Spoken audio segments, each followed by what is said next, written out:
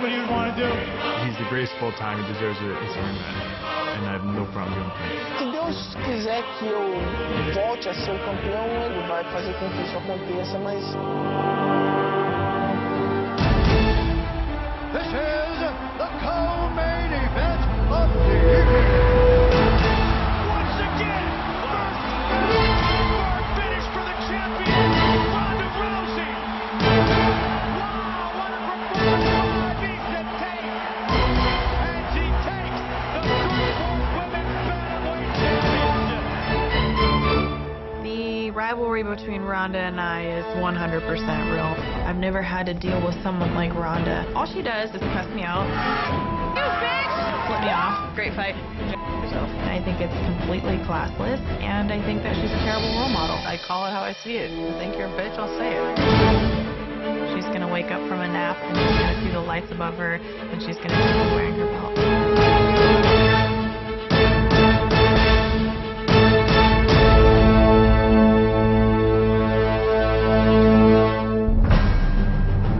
UFC middleweight champion Widman rematches with future Hall of Famer and former champ Anderson Silva.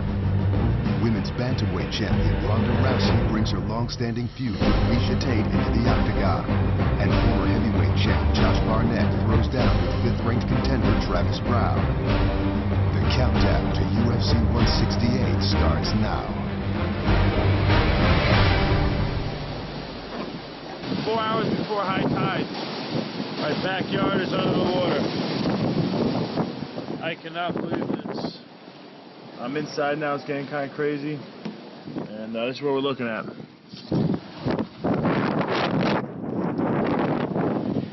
That's the neighbor across the street. And their lights are just flashing. That's the flash you'll see, and that's it.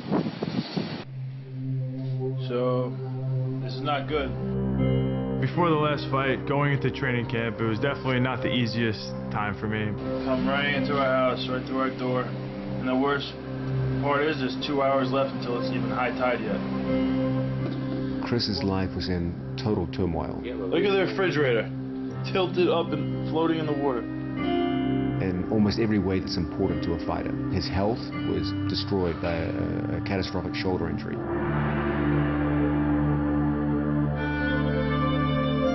Got completely devastated by Hurricane Sandy, so I wasn't able to train during that. We were living with Chris's parents for like 3 or 4 months after Sandy hit, because there was no heat and no electricity in our house. Me and my wife and 2 kids in one room is not easy. I knew when I became champion, those troubles would go away. Basically, backstage, it was me and Chris. And Anderson had a whole entourage of people. 20 to 40 guys he has with him. They got buses, you know, they got the earpieces. When I was getting ready to weigh in, Anderson Silva came behind me and was like trying to like mock me. And he had his whole crew with him, you know, trying to intimidate me. Eu sempre vou com a minha equipe e com toda a delegação que faz o suporte do meu treino, mas não foi essa a intenção, não. There's a possibility that Anderson was possibly trying to intimidate Weidman. I've heard Anderson say it many times before. That's when the fight starts, is at the weigh-ins. Introducing the challenger, Weidman! I think you'd have a little bit more respect than that for your opponent. That's like a bully type move. You got up with your friends and you're trying to like be funny. And Anderson, the Spider Silva! Next thing I know, our lips touched, cameras clicked, and it doesn't look good. But we didn't fuck her up, so it's not officially a kiss. That's what I'm sticking with that. They got face to face. It got a little awkward, but he wasn't taking one step backwards. And I think it set the tone for what was going to happen in that fight. The best pound fighter on the planet, Anderson the Spider Silva. When I got into mixed martial arts, he was the champion. He was the best. He was the greatest of all time. No one thought he could lose. And I took it as a personal challenge. I knew I could beat him since day one. This is my opportunity. I got myself here. Now it's time to freaking make the best of it. Anderson Silva, Weidman, UFC middleweight championship is on the line. Here we go! It was part of the game plan for the first fight, to test Anderson Silva's takedown defense. Calculates what his opponent is going to do. Deep shot, and he's got him down. Very nicely done. failed the test. Felt like I could posture up pretty easy and land some good ground and pound on him. Oh, that's a good shot right there. He's one of the top. Up against the cage is what he did against Stephen Bonner. Landed that one. Wow, this is crazy. We knew he was going to be doing that type of stuff, so he goes to the cage. I'm just following him like a little dog. Following him and trying to bite his head off. That's it. Wow, big shots there by Weidman. Anderson utilizing the underhooks, keeping Weidman off of him. Chris's strategy on the fence was not to take Anderson down. It was to tire out his arms by giving Anderson underhooks and leaning down hard on the underhooks to fatigue Anderson's arms and draw away from his punching power. So far, good movement by Weidman. Chris Weidman with hands down. At this point, I'm putting my hands down too, consciously, because I just want to let him know, like, I'm better than you. I'm not intimidated by you. Oh, he just kissed him. So I go to my corner, he goes to his corner, then he's turning around yelling, let's go, let's go. So I'm just like, what's wrong with you? Fight, buddy. Go to your seat, sit down, take your breath, let's go back out.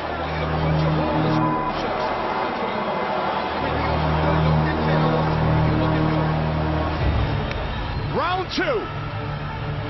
In the second round, it got to a point I'm like, yo, who do you think you are? Enough is enough. If you can beat me, beat me. I'm right here, baby.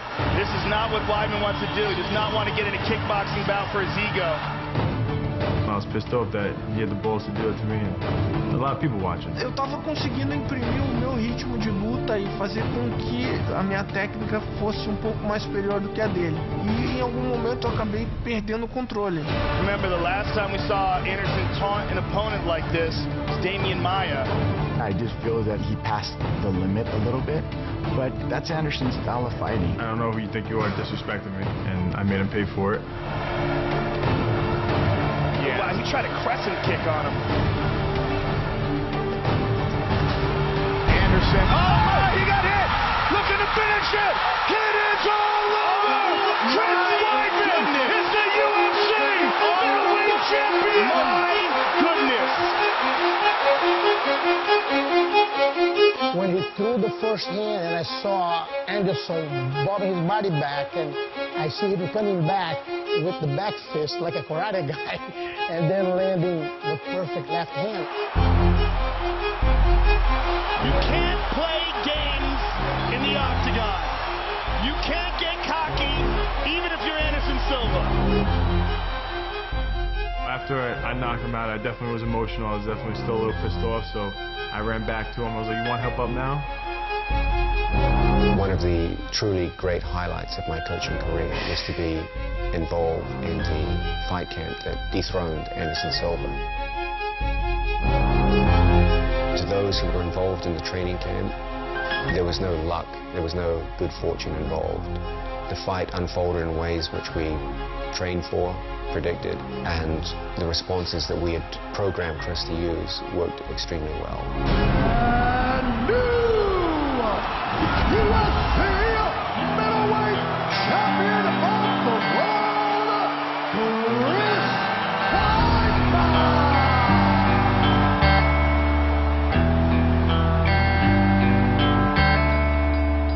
I believed I could do it, but to actually do it was absolutely surreal. And definitely going to go down as one of the greatest moments for me.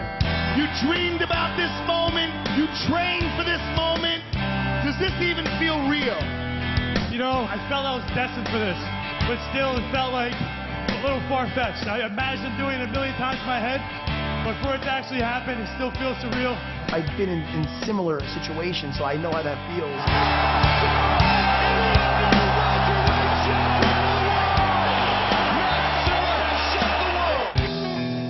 We took out the king. Anderson is going to go down as one of the all-time greats, and here we are, a local guy from around Long Island, and he's the new champ. It's one thing to defeat such a great man as Anderson Silva, but to do so under the circumstances in which Chris Weidman found himself from the beginning of the camp was nothing less than remarkable.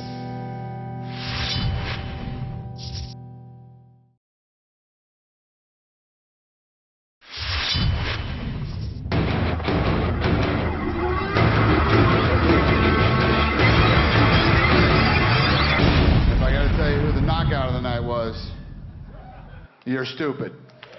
To get that check was a dream come true. We had a certain amount of money that went towards our new house. We got out of the house that got hit by Hurricane Sandy. So, this is not good.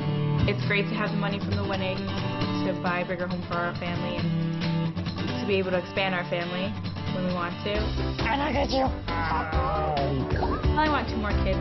Chris thinks we're good with 2, but I think 4 is a good number. Look at Daddy. We're in a really good place. Better place than I've ever been or even thought it could be. Look at you guys. Look at you.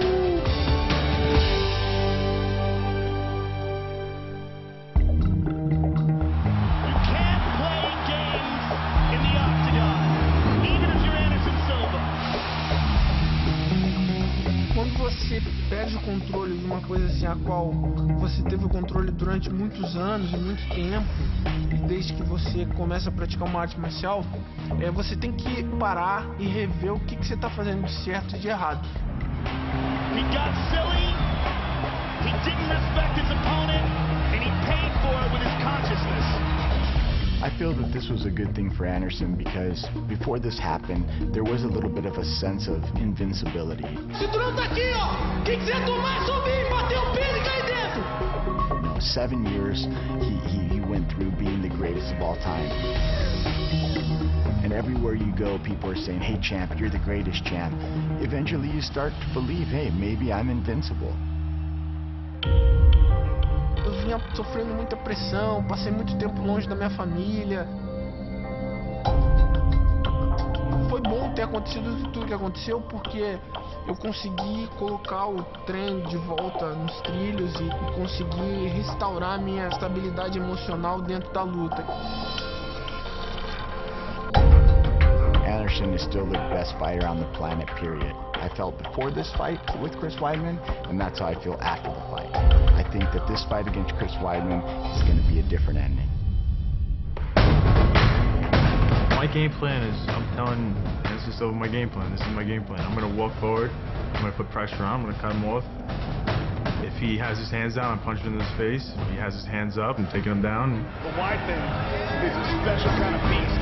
I would not be surprised if Anderson went out there and still showboated. That's Anderson's fighting style. This is just confidence-crushing clowning. That's, you know, it's like Muhammad Ali going, what's my name? Yeah, you know, times 10. What looks like clowning is actually part of a very unique and interesting way of defending takedowns for Anderson Silva. Anderson is standing completely flat against the cage on purpose. Anderson didn't come from a wrestling background, so he couldn't use conventional wrestling tactics to stop takedowns. So instead he evolved a technique of keeping his hands low, which enables him to scoop underneath his opponent's arms and pull them up to a chest-to-chest position and often walk backwards towards the fence and then successfully avoid takedowns. This is Anderson's game. What he does with his taunting and putting his hands down, it opens up a lot of stuff for him. So that's his game. Again with the kicks, but not a show. Eu acho que eu posso dizer que meu estilo é o estilo livre, né? Eu gosto de lutar feliz, solto, e esse é o meu jeito de lutar. Outstanding head movement by Anderson. Anderson Silva! Eu tenho como referência o Muhammad Ali, que era um bailarino lutando, e é isso que eu tento fazer também. Confident in his striking. Look at the hand throw. Yeah, I think he's fucked up. And again, he's out. He's out. And it is all over. And a big elbow inside. They landed a shot that has to go down. Chris Weidman with a huge knockout of Medio. I'm very confident standing up, but I'm going to prove it. I'm going to prove it again. You know, if we're standing, I'm going to beat him standing. If we're on the ground, I'm going to beat him on the ground. Deep shot. He's got him down. Very nicely done. Eu acredito que ele vai tentar mais uma vez botar pra baixo. Ele é bom em pé, bom no chão, tem um bom wrestler. Let's see if Weidman takes him down. He does. How good are his feet? I think my biggest advantage in this next fight is definitely on the ground. You know, just because I knocked him out the last fight doesn't mean I'm going to be trying to stand and bang with him the whole time. This is not what Weidman wants to do. He does not want to get into kickboxing back for his ego. I'm a wrestler. I come from a wrestling base. That's my biggest advantage against anybody I go against. Standing guillotine. Standing guillotine. Trying to lock it in. And it's all over. Wow. It's all over. I know what he feels like inside the octagon, and you know, there's no more of that aura of Anderson Silva and what he brings to the cage, that's done. So he's just another human being, and I'm very confident I can beat him. I just gotta say all respect to Anderson Silva. I would love to do a rematch. I looked up to that guy for a long time. Not only do I believe Chris will retain the belt, but I believe he's going to put him away again. Se Deus quiser que eu volte a ser o campeão, ele vai fazer com que isso aconteça, mas eu não estou preocupado com isso não. Estou preocupado em melhorar o que eu tenho para melhorar como ser humano, como atleta. Eu só tenho que fazer o meu trabalho bem feito.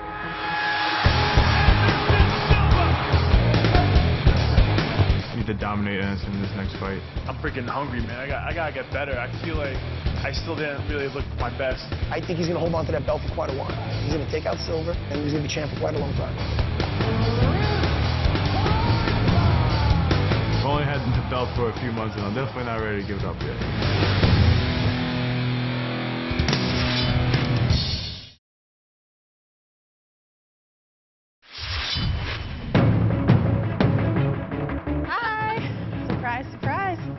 Nice to see you again. Nice to see you too. I'm here to coach. Coach what? Another team? Fighter. Are you serious? I'm serious. She cares more about herself than she does about the sport of women's MMA. I don't really have much respect for the consistency of the comments. The rivalry between Ronda and I is 100% real. It got ugly and it got nasty on this season of The Ultimate Fighter. Everything was cool until they lost the first fight. And then she just flew off her rocker. You're smiling at my girl's pain today is one more reason I'm gonna destroy you today. From there, it was all downhill. So classy. People say that I'm so classless and mean, but I'm naming one other competitor I've ever fought that said anything bad about me. I can't think of one. Why is that? Because I call it how I see it. If I think you're a bitch, I'll say it. You used to wiping your with the other hand. Introducing Misha. Take down Tate. The time when I fought Marloes Coenen, I don't even know if I was aware of Ronda. Tate Coenen has never been submitted.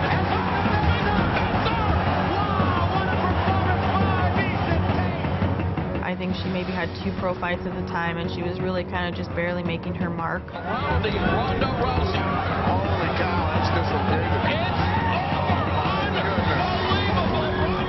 The first interview I ever heard with Ronda Rousey, she was just very cocky and very arrogant. I'm gonna slap that title out of Misha Tate's hand. It just seemed like so rude. I was like, gosh, you know. I've been trying to do whatever I can to mess with her all the way along. Like, I walked in, I'm like, this is my best friend in the whole world. And, you know, every single time she has to ignore me or avoid eye contact. She was running her mouth and talking the trash, and I kind of fed right into it. You know, I gave her all the publicity. She's talked her way into a title fight, in my opinion. She's like, oh, well, it should just be how you fight and nothing else.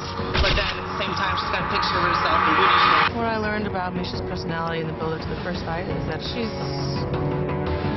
very suggestible.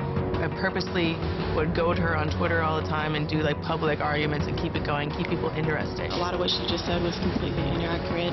Maybe she should go watch some of my interviews. I do watch your interviews. You don't watch mine, remember? Or maybe you do. You want to change your mind on that too? She knew how to pull those negative emotions out of me. She really knew how to pull the strings, and I feel like she kind of played me like a puppet the first time.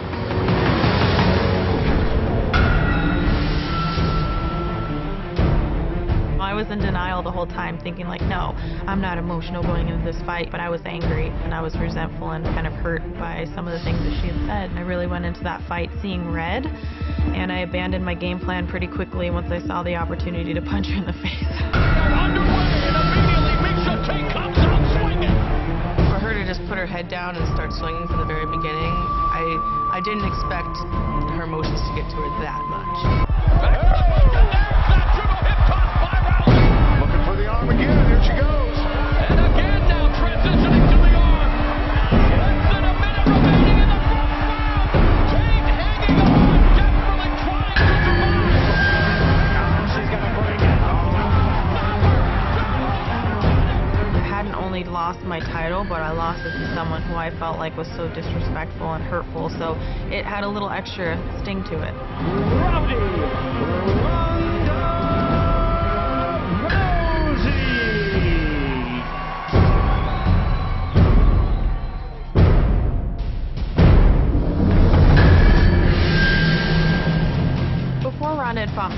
so relatively unknown at the time. And after she beat me, then she kind of, I felt like, used me as a springboard to really launch herself into that next level. And then, you know, opportunities really started opening up for women's MMA because our fight together, both of us, was able to get the attention of Dana White and Lorenzo, and they watched that fight and they said, whoa, like, these women can fight. I think we want to do something with this. In the UFC, she'll be fighting Liz Carmouche, and she is the main event. And they kind of made it the Ronda show for a little while, you know, really promoting her in every single which way and direction, and giving her that, you know, the blonde, all-American, Olympian kind of good girl image. Here we go! White trunks for Carmouche, black trunks for Rousey. There was more press attention on that fight than I was told that any other fight. And anyone who was covering it, it's like we never seen this for a Pacquiao fight, Mayweather, for Anderson Silva, for GSP. We never seen anything like this before.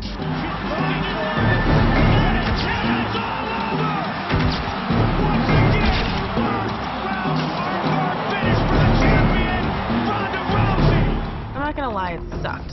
It sucked bad, and I was hateful and angry and bitter about it. It was ruining me. It was ruining my love for the sport. Every time I would see her face on a magazine cover, I was filled with jealousy and resentment.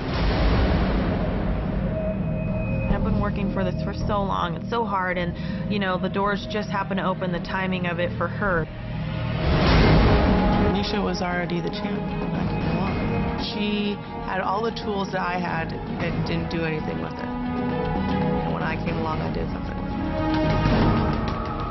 All this drama and will be settled when Ronda and Misha fight.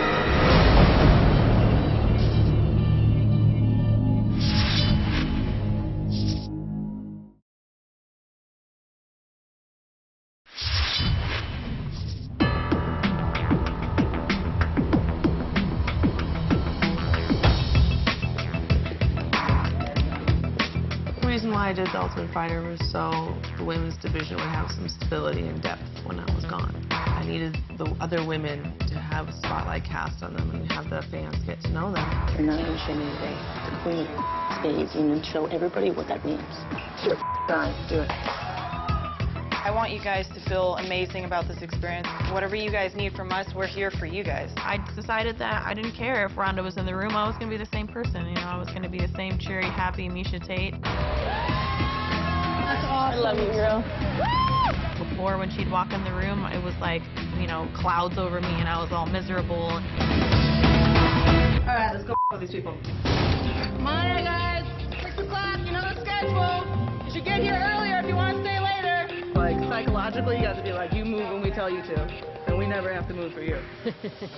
I wasn't surprised at all in the way that Ronda was portrayed, because that's the way that she really is. Good fight.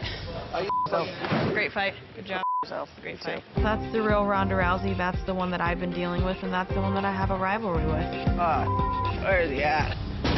Ronda is venting. She hates Misha Tate. When you hate somebody, you might stoop low and do some things that make you look like a jackass, but oh well. I'm not here for a popularity contest. If you enter a reality TV show trying to come off as good as possible, I think that needs to be your main focus. And if that was my main focus, it would be an insult to the kids that were trusted to be in my responsibility. I'm so proud of you. If you're having trouble, ask us. We'll give you advice. We'll help you out. I hope that I can live up to what these fighters deserve. So while Misha was looking at her reflection in the glass of the sauna trying to fix her hair and makeup, I was sitting there purposely with my hair not done and my makeup not done, sitting there with my kid that's sweating and feeling terrible because I want them to know that I'm there for them, and they fight better that way. I always played the heel. Jessica, why would you jump in the car? Stand up! So they need to have a bad guy, I'll be their bad guy. When we're in their face, they should tell us to off instead of quietly waiting for us to leave the room and leaving little pictures like a bunch of 5-year-olds. I can't see if they have some aggressive people. After The Ultimate Fighter began airing, EA Sports announced a contest, with fans voting to determine who would join Jon Jones on the cover of the UFC video game. The first round pitted Ronda Rousey against Miesha Tate. I was ecstatic to see that I had actually won the fan voting contest. For so long, Ronda's been the popular one, the queen of MMA. She is the main event. All-American, perfect, you know, champion. And now people are getting to see the real Ronda, and it's been nice. I feel like she's been kind of exposed. You bitch! I've been on enough covers. It doesn't really do anything for me anymore. All the way down. They're digging in December 2, honey. Get used to it. I think if we had had the cover contest before The Ultimate Fighter, she probably would have won by a landslide. That's awesome. I love you, girl. I know it's not your fault you had to be on Team Rousey. Just kidding. I think that Miesha kind of realized that if she's not talking about me or responding to me, she has nothing interesting to say. You don't even know how to hit pads. Are you kidding me? I don't know how to hit pads? You don't even know how to throw punches.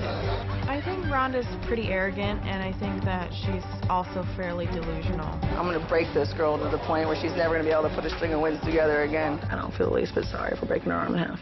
I think what she needs to do is she needs to buy into her own hype in order to believe it, and I think that's her mentality going into it. She tries to create all this buzz and hype around her so that she can feed into that kind of energy. I'm not going to play into it this time. This buzz and hype that I created was paying her bills. She used to wiping with the other hand. She's going to pay her every smile she smirks today. I can't wait to settle all this in the octagon. She's so stupid. I can't wait.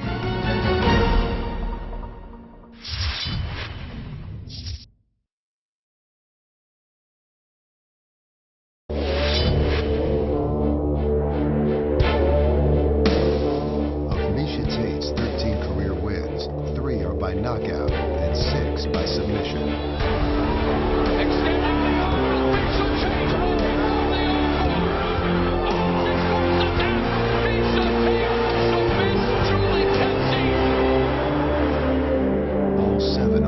Rousey's fights have ended in first-round armbar victories.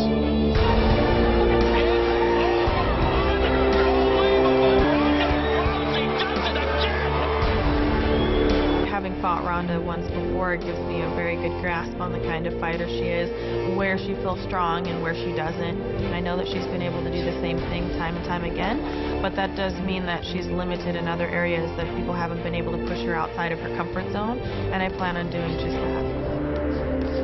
Frankly, I think I'm better than Miesha in every single category. And I think I'm better at Miesha at putting everything together.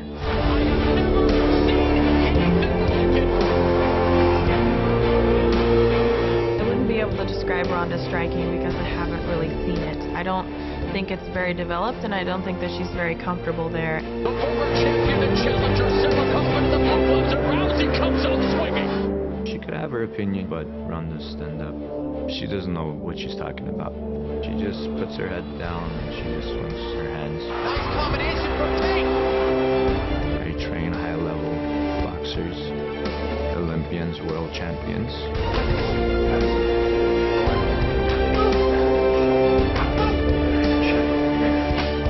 She just does midweek with her boyfriend.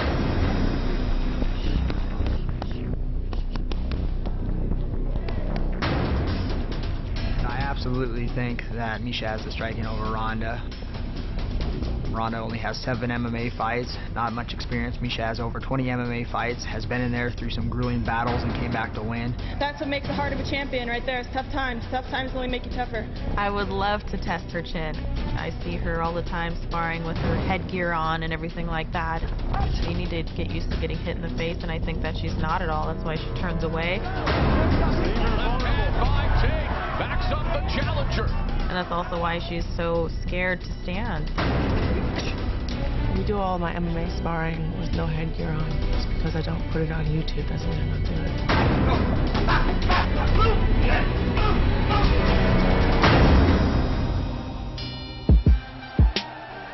Ronda strikes with WBC World Boxing Champions and gets the best of it.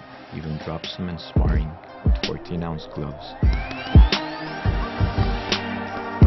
My goal this fight is to finish this fight on the feet. I want to take her out where I know she's weak. Come on, for God's sake. She doesn't know what she's saying. She's out of her mind.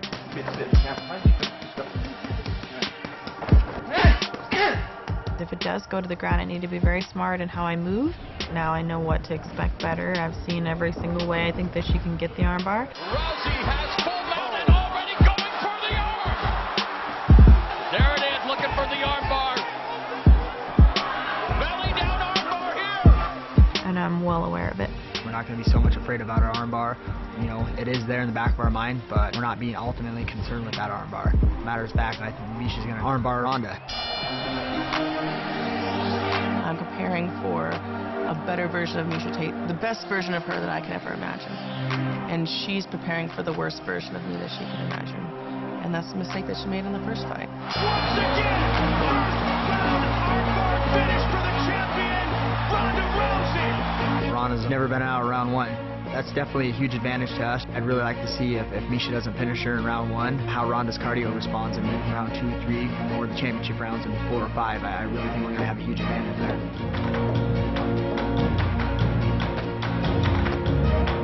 I was trained to have 5 to 7, possibly 10-minute matches in the same day at that pace. I'm an Olympic athlete. She's a high school wrestler. She's very desperate and she's always exhausted after the round. When she's doing her post-interview, I mean, she's spent.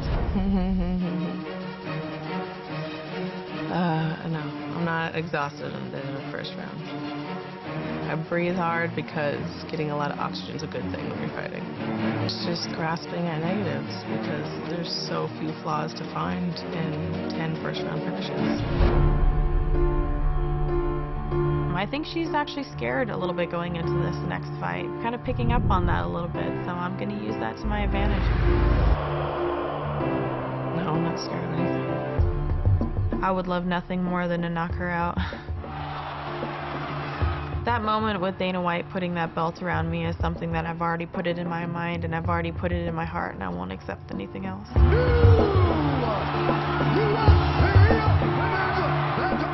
I come up with different ways it's going to end every single day. I'll just be sitting on the couch and I'll just turn to something like, I'll have another one. I've come up with a couple hundred ways already. And so whatever happens, there's going to be some point where I was like, I've been there before and I pictured that one before. I will defeat Ronda Rousey. She's going to wake up from a nap and she's going to see the lights above her and she's going to see me wearing her belt. It's not going down that way. But I mean, she's got to tell herself something. Up next. Run, cowards! Simply put, I am the old guard. I'm the guy that's been champ already. Travis is a young, up-and-coming, hungry fighter. He wants to prove to the whole world that he's the best around. Good luck. I don't need to make my name off of you.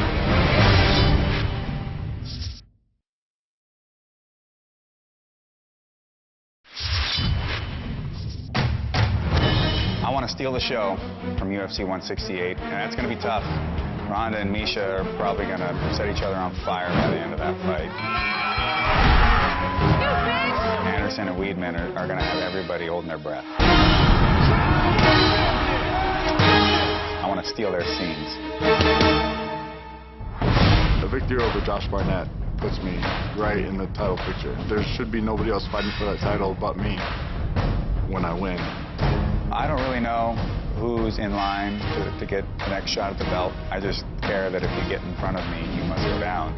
Run, cowards! None of that is going to stop me. There's no way. There's no way it can. There's no way it will.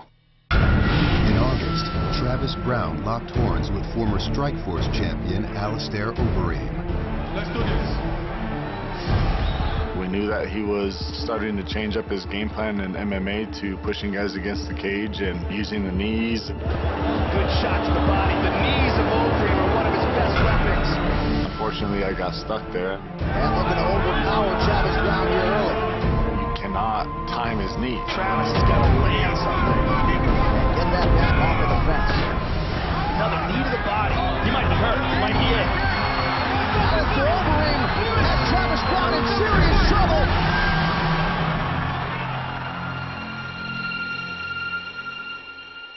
of a sudden a big, huge feeling of disappointment came over me when I thought about my kids and thinking about their dad losing like that off of body shots. It's like, there's no way their dad is gonna lose like this. From that moment, I was just like, stand up, get up right now.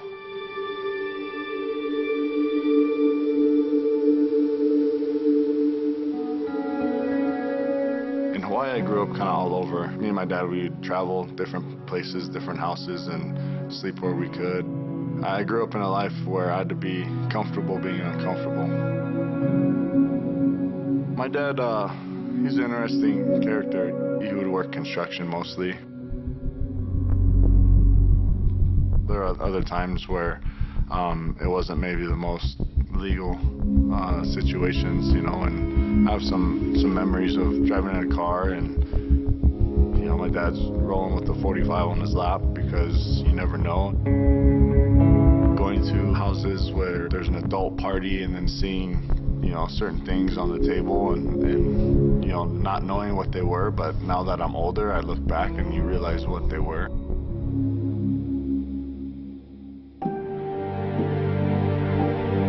I may be painting kind of the wrong picture of my father. He's also the man that showed me how to love my kids, you know. Maybe not always do the right thing, but, you know, he was always there. I have two boys, Conteo and quedó. They're 7 and 5 now. Yeah, they're everything for me.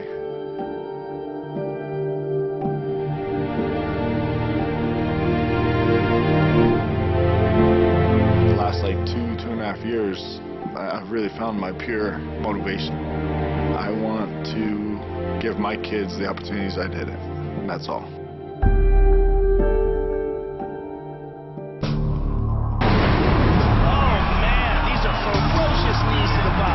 I think I went back down one more time to a knee after he hit me with it, and I stood right back up. Amazing Travis is still here. I think that just shows you how tough this guy is. And I hit him with an overhand left hook, right uppercut. Look at Travis fighting back.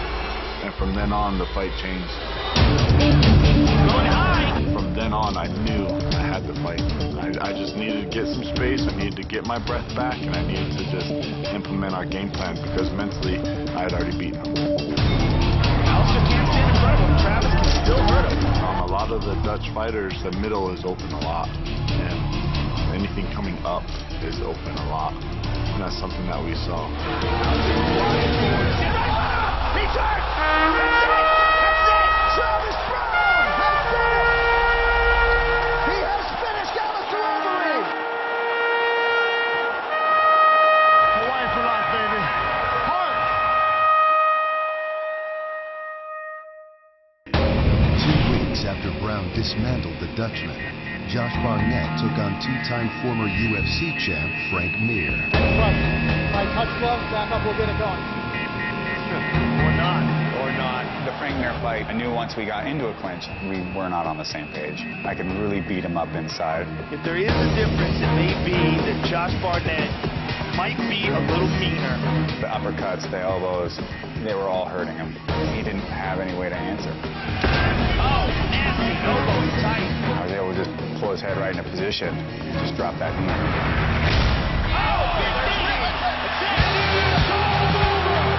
So it felt like marionette with the strings cut out. Just nothing there.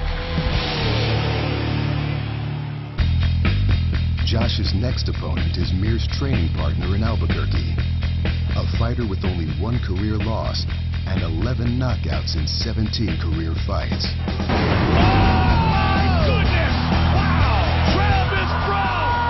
I don't doubt for 1 minute that Travis wants to keep this fight on the feet.